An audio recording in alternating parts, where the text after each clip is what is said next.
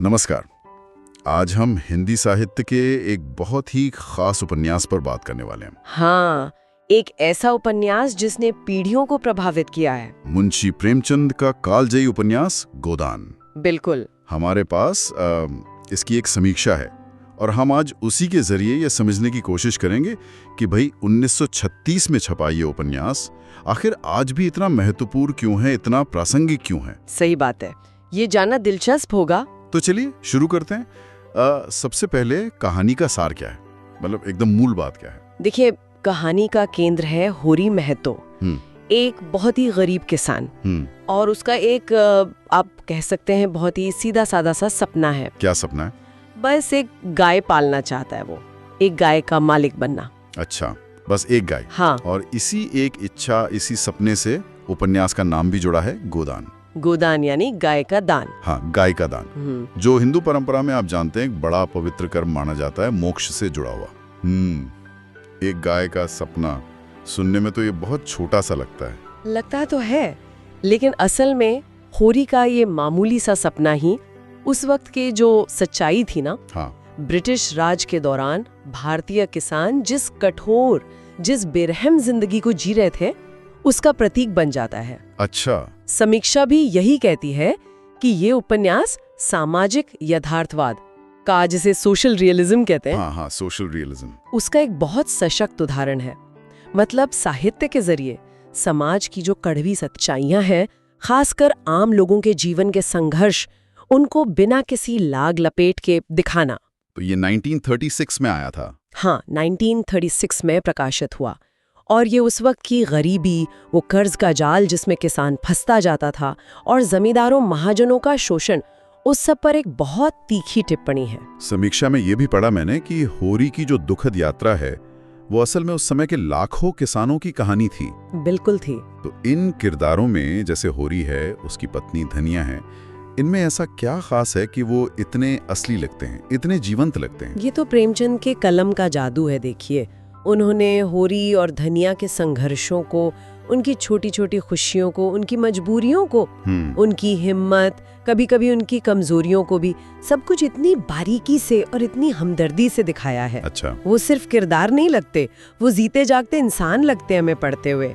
और ये यथार्थवाद सिर्फ गांव तक ही सीमित नहीं है। हाँ, ये बात भी थी समीक्षा में, शहरी किरदारों का भी जिक्र था। तो उनका क्या रोल है कहानी में? प्रेमचंद कहानी में शहर के भी कुछ पात्र लाते हैं, पढ़े लिखे लोग हैं, जैसे प्रोफेसर मेहता हैं, मालती हैं, खन्ना साहब हैं। ये लोग अपने नैतिक संघर्षों से जूझ रहे हैं, अपनी विचारधाराओं के टकराव में फंसे हैं, शहरी जिंदगी की अपनी उलझने हैं इनकी। तो समीक्षा के मुताबिक ये जो शहरी हिस्सा है ना, ये कहानी को एक बड़ा फलक देता है। अच्छा, एक वाइडर पर्सपेक्टिव। हाँ, बिल्कुल। उस वक्त का जो बदलता हुआ भारतीय समाज था, उसकी पूरी तस्वीर सामने आती है। गांव और शहर का टकराव दिखता है, पुरानी और नई सोच का संघर्ष। लेकिन समीक्षा में एक नुक्ता ये भी था कि शायद कुछ लोगों को लगता है कि ये शहरी कहानी होरी की मुख्य कथा से ध्यान भटका देती है, या कहानी थोड़ी धीमी हो जाती है इससे। हाँ, ये बात समीक्षा मानती है। कुछ पाठकों को ऐसा एहसास हो सकता है, ऐसा लग सकता है कि होरी की कहानी से फोकस हट रहा है या रफ्तार कम हो रही है। अच्छा, तो ये सिर्फ गरीबी या किसानी की कहानी नहीं है, बल्कि पूरे सामाजिक ताने बाने पर, उसकी बुराइयों पर चोट है। समीक्षा में जातिवाद का, पितृसत्ता का, पूंजीवाद का भी जिक्र था। बिल्कुल है। प्रेमचंद ये सब कैसे करते हैं? मतलब इतनी सारी परतें, वो भी बिना कोई लंबा चौड़ा भाषण दिए। यही तो उनकी महानता है। वो बहुत सीधी सादी भाषा इस्तेमाल करते हैं, लेकिन वो भाषा सीधी दिल में उतरती है, कभी कभी चुभती भी है।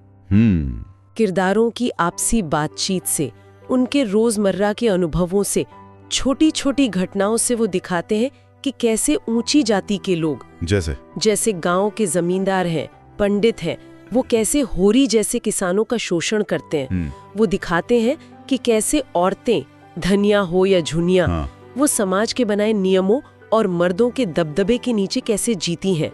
वो कोई उपदेश नहीं दे रहे हैं, नहीं, वो बस सच्चाई आपके सामने रख देते हैं और पढ़ने वाला खुद सोचने पर मजबूर हो जाता है। गांव की जिंदगी का इतना सच्चा, इतना यथार्थवादी चित्रण ही इसकी सबसे बड़ी ताकत है।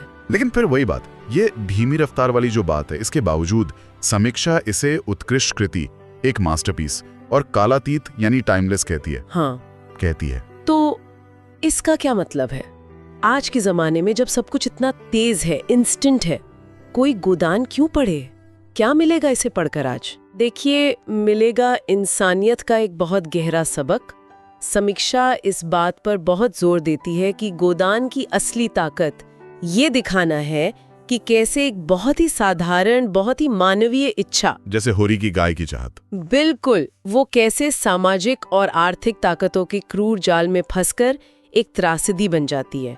ये सिर्फ 1936 के भारत की कहानी नहीं है। नहीं, ये आज भी हमें सोचने पर मजबूर करती है कि न्याय का क्या मतलब है, मानवीय गरिमा का क्या मतलब है, शोषण के खिलाफ संघर्ष का क्या मतलब है। अगर हम इसे बड़े परिप्रेक्ष्य में देखें तो गोदान हमें उन सामाजिक ढांचों को समझने में मदद करता है जो आज भी हमारी जिंदगी को कहीं ना कहीं प्रभावित कर रहे हैं, उसे आकार दे रहे हैं। सही बात है। ये उपन्यास सवाल उठाता है कि विकास या समृद्धि का आम आदमी के लिए क्या मतलब है। अगर व्यवस्था ही ऐसी हो जो उसके छोटे छोटे सपनों को कुचलने पर तुली हो। ये तो वाकई बहुत गहरा सवाल है ना? तो निचोड़ ये है कि गोदान सिर्फ एक किसान और उसकी गाय की कहानी नहीं है। ये ग्रामीण भारत के दिल की धड़कन है।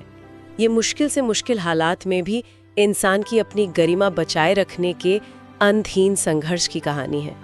ये एक ऐसी किताब है जो आपको अंदर तक हिला देती है, सोचने पर मजबूर करती है। बिल्कुल। और जाते जाते एक सवाल शायद हम अपने सुनने वालों के लिए छोड़ सकते हैं सोचने को। हाँ, जरूर। कि होरी के इतने सीधे साधे सपने और उसके इतने दुखद, इतने विनाशकारी अंजाम को देखते हुए आज के हमारे अलग अलग सामाजिक हालातों में खुशहाली या जिसे हम समृद्धि कहते हैं, उसका असल मतलब क्या है?